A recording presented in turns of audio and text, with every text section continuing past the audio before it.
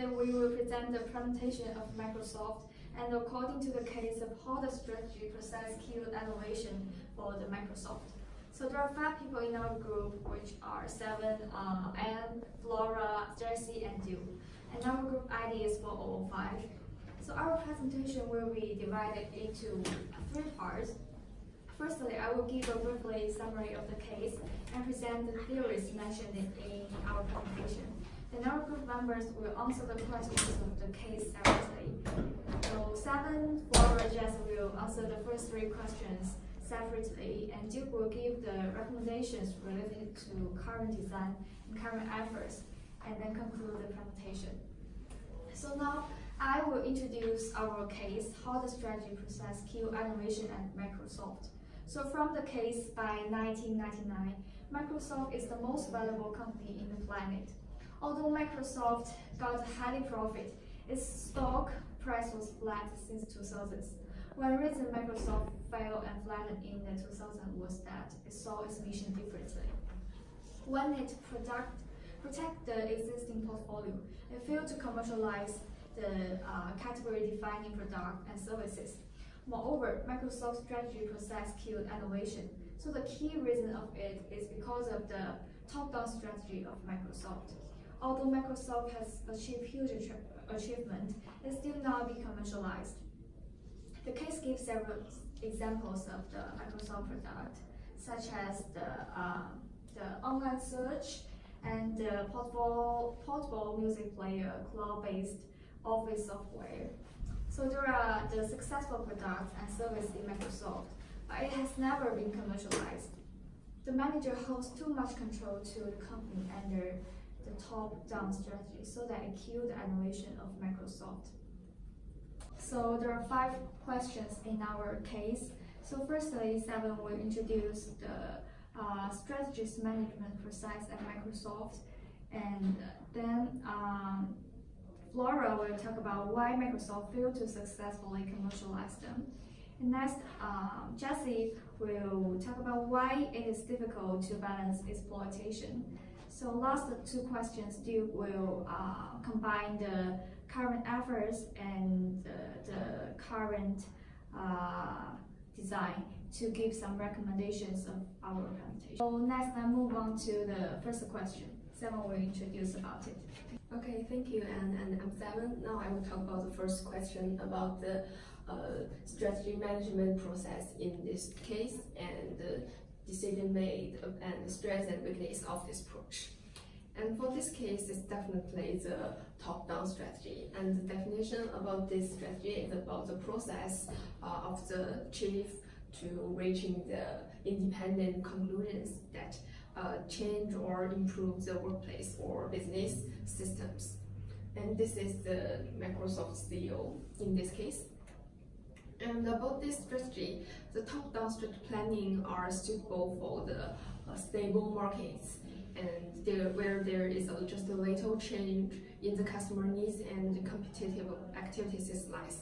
However, at the changing markets and the highest management cannot receive or understand the lower managers or customers, and they will fail to adapt to changing market conditions.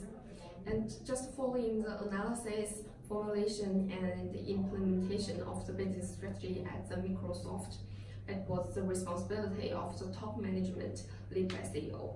And they felt they can understand the future of the business better than other managers in the organizations. However, the case introduced, they have been experiencing a sustainable competitive advantage because of the top management was following a top-down strategic planning for a long time. And in spite of having various opportunities in the market to launch innovative products, the Microsoft leadership has rejected the proposals of subordinate managers. And then following these 3 parts, in 2000, Microsoft was making huge mistakes because the CEO said he wanted to manage through delegation and would not reverse a decision made by the managers 3 levels below him.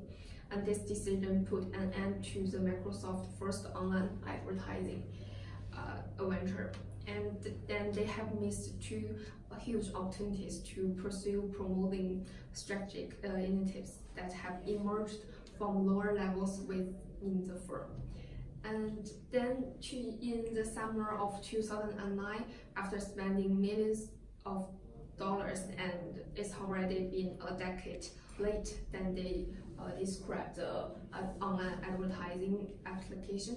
And another mobile computer invention that Microsoft just killed was wearable devices such as smartwatches and portable music players. And in the early of 2000s, dozens of Microsoft engineers developed on their own time card software that allows drivers to use online maps. But the CEO also shut down the project and arguing that Microsoft is one of the most cash-rich companies on the planet, could not afford another big bet at the moment. So just like this, under the top-down strategy, it just killed many softwares in this approach. And then the other person will introduce the next question. Thank you. Okay, hi everyone, I'm Flora. I will talk about why did Microsoft fail to the successful commercialism. By the beginning of the 21st century, Microsoft had been hit hard by the numerous legal disputes it faced. Microsoft will try to restore its public image in the next few years. However, for this troubled company, this period is not easy. Since 2006, Microsoft has been plunged by a series of failed product releases that have received much attention, which has caused serious damage to Microsoft's reputation. Zoom is largely seen as a product of Microsoft's plundering of money, trying to use it to grab the market share of the popular and innovative Apple iPod. This is another example of Microsoft's emphasis on market share rather than product quality. In 2009, Microsoft launched the search engine Bing, but the problem faced by this product is the same as the Zoom of the year. It's too late. Bing product itself has no advantage over Google. Microsoft stopped using Courier and redirected the resources to the next version of Windows. And the second CEO of Microsoft, Ballmer, has suffered a lot of criticism, leading the Microsoft repeated attempts to fail. They innovate, become and close to become a monopoly in a certain field, and then the quality of the product becomes not important. Therefore, the person who makes the sale runs the company, and the people who make the product are no longer so important, and many of them lose the passion for creation. At Microsoft, there are too many repetitive positions, and employees are using their energy to solve internal problems rather than external competition. At present, Microsoft has a total of 92,000 employees worldwide, compared with only 31,000 employees 10 years ago. The management styles of different departments with an enterprise should be different. For example, the management model of the entertainment department, the mobile phone department, and the software department should be different. However, as Microsoft CEO Stephen Ballmer has a single management style, and the management mode for each department is basically the same. This is why Microsoft failed to innovate their products. Okay, next, my partner Jessie will introduce the next question. Thank you. Hello everyone, I'm Jessie.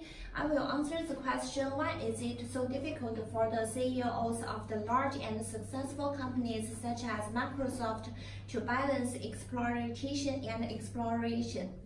The first reason we think because the companies lack effective communication channels across departments. Let us look at the picture. The lack of links between different functions, the lack of connections between is the reason. And the second reason we think is the price of the new business product is too high. Managers don't like to invest in new products. They are more willing to invest in original classic products. For example, in 2003, Microsoft got a second chance to enter the online advertising business when some middle-level engineer proposed buying new services. This time, manager decided not to follow the idea because they thought new services was overpriced. This makes Microsoft having mixed huge opportunities. The last reason we think because the managers of big companies ignoring the newly emerging companies. The managers of these companies don't cut off from new projects to compete with other companies and mix opportunities. And what are the trade-offs? A firm's ability to address trade-offs not only at one point but also over time. It encourages managers to balance exploitation with exploration. The last question is how they be reconciled. We think to overcome the lack of the cross-departmental collaboration in the functional structure, a firm can set up cross-function teams. In these temporary teams, members come from different functional areas to work together on the specific project or product, usually from start to completion. Be brave in innovating a new software and investing in new projects. It is necessary to constantly introduce new products, not only to give resources to the original project, but also to encourage the development of new projects. The last part, our partner Duc will give us the conclusion. Thank you. Hello everyone, I'm Duc, and now I will discuss the question number 4 and 5. It's about the current design of Microsoft's strategy process under the new CEO Nadella and the advice for him in his current efforts. So, according to the information in the case, we can infer the strategy in Microsoft could be the strategy as planned immersions. It is the combination of the top-down strategic intent and the bottom-up immersion strategies. The top-down here is when the CEO created the mobile-first, cloud-first strategies, and they also creating the prototype lab for the start to produce the initiative and ideas from the bottom-up. So before providing the recommendation for Nadella, we would like to talk about the challenges for the company in the cloud computing market. So according to many practitioners, there is two bigger challenges. That is to attract and retain talented employees and to sustain the innovative culture. So therefore our recommendation is first of all, the company needs to focus on the strategic leadership. So the CEO can, first of all, the CEO needs to define the company vision, mission, and value, and then carefully analyze the external and internal environment. The next, they need to formulate the business strategy, both long-term and short-term, and finally, they implement the real-life strategy in their business. So, and in the meantime, it's important for the company to create an inclusive innovation creating culture. It to reward the success and to tolerate failure. And the CEO also needs to be aware of the issue in relation to the leadership.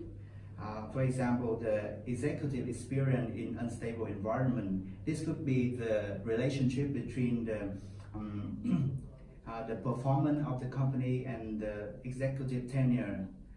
Another thing is the role of top management team.